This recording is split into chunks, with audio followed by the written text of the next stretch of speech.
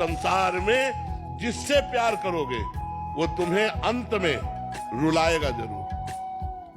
हम पक्की बात कहते हैं, अंत में तुम्हें रुलाएगा, परिणाम ये देगा।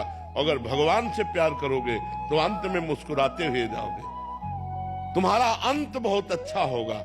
माना आज तुम भगवान से जुड़े हो तो तुम दुखी हो, कब तक? जब तक तुम्हारा पूर्व पाप है, और जिस दिन वो नष्ट हुआ उसी दिन तुम आनंदित हो जाओगे। इसलिए एक साथी चुनो, प्रभु को अपना साथी मान लो, और हर समय प्रभु से इस बात से डरते रहो कि कोई पाप कर्म न बन जाए जिससे हम प्रभु की नजरों से गिर जाए, भगवान की नजरों से न गिरे। ये डरते रहो तो देखो आनंदित हो जाओगे। किसी के दुख देने से क्या फर्क पड़ता है?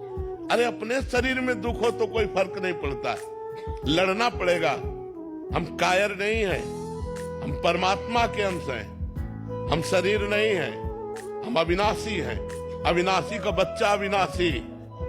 मौज से जियो, मस्ती से जियो, सिंह की तरह दहाड़ के जियो, एक गीदड़ों की तरह जीना छोड़ो।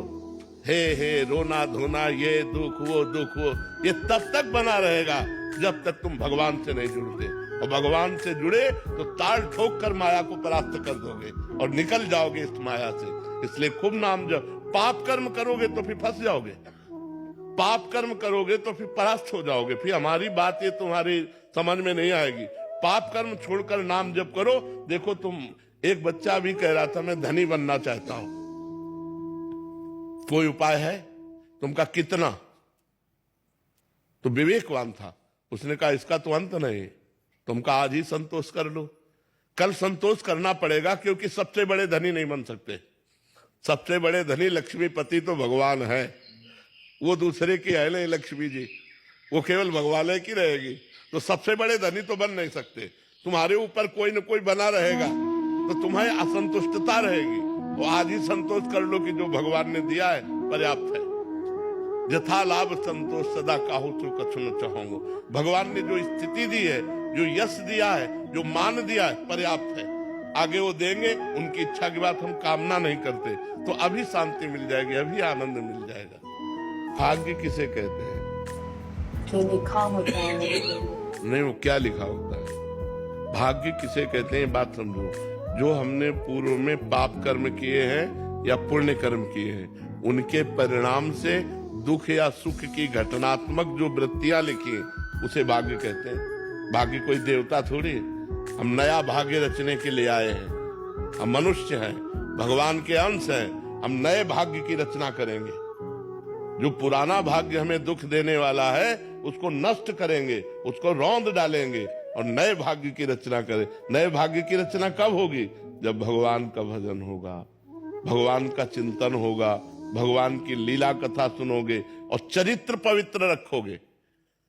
आज हमारा समाज चरित्रहीन हो रहा है। ये गर्लफ्रेंड, बॉयफ्रेंड, पराये पुरुष से व्यभिचार, ये बहुत हानि। एक वो अंग्रेजी में money is loss, nothing is loss, health is loss, something is loss, character is loss, everything is loss है। अब विचार करो, आज हमारे समाज का विचार उल्टा हो रहा, नहीं हो रहा? बिल्कुल ऐसे ही चल रहा है।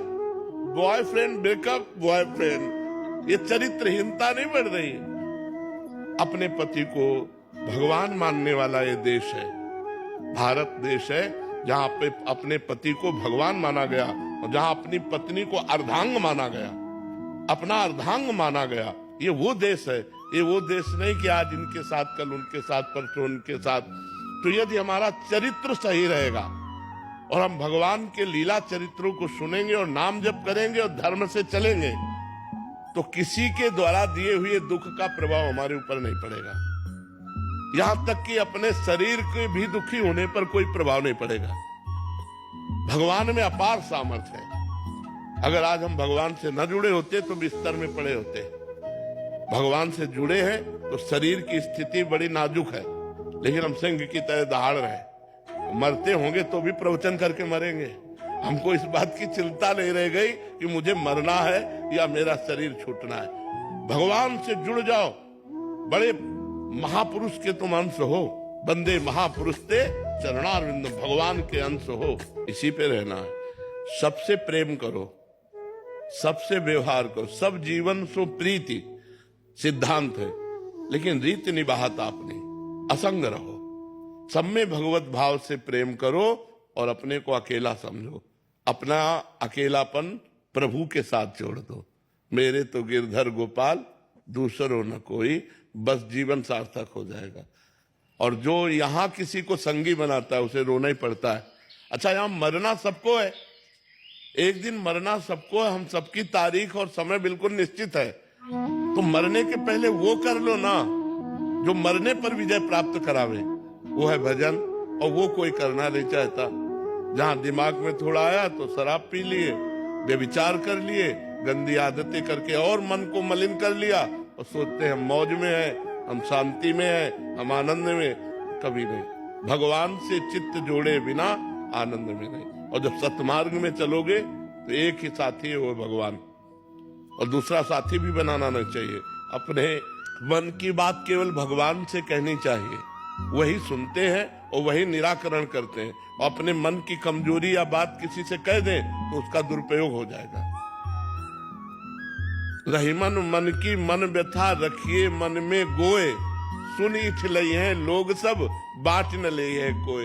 इसलिए अकेलापन बहुत सुंदर। असंगो हम पुरुषा, नाम जप करो, सबसे प्रीति का व्यवहार करो और अलग रहो, कोई गंदे आचरण नहीं। तो आप देखो गृहस्थी में रहते हुए आप संत हो जाओगे, साधु हो जाओगे। गृहस्थी में रहते हुए बिना नाम जप के केवल सुनने से वेदांत का अनुभव नहीं होता।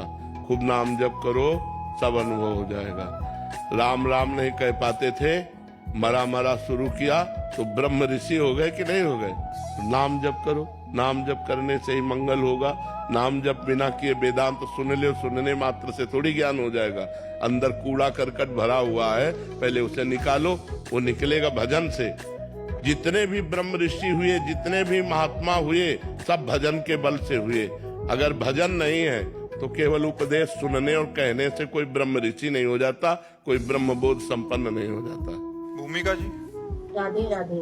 राधे राधे। महाराज जी, महाराज जी आप कह रहे हैं कि आप भाग्य पे बहुत विश्वास करते हैं, पर मैं जिससे मिलती हूँ मुझे लगता है कि राधा रानी ने उसे भेजा है, पर जब संबंध दृढ़ हो जाता है तो फिर बाद में दुख होता है और वो व्यक्ति दुखी करता है। तो महाराज जी ऐसे में कैसे समझें कि सामने वाले पहले बताओ